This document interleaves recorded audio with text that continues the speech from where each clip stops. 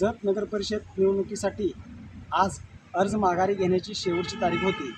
जत नगरपरिषदेचे निवडणूक निर्णय अधिकारी तथा तहसीलदार प्रवीण धानोरकर यांनी आज उमेदवारी माघार घेतलेल्याची यादी प्रसिद्ध दिली। यामध्ये नगराध्यक्षपदाचे तानाजी कटरे यांनी अर्ज माघार घेतलेला आहे, तर 18 नगरसेवक पदासाठी इच्छुक असलेले उमेदवार यांनीही आज अर्ज माघार घेतलेले आहे।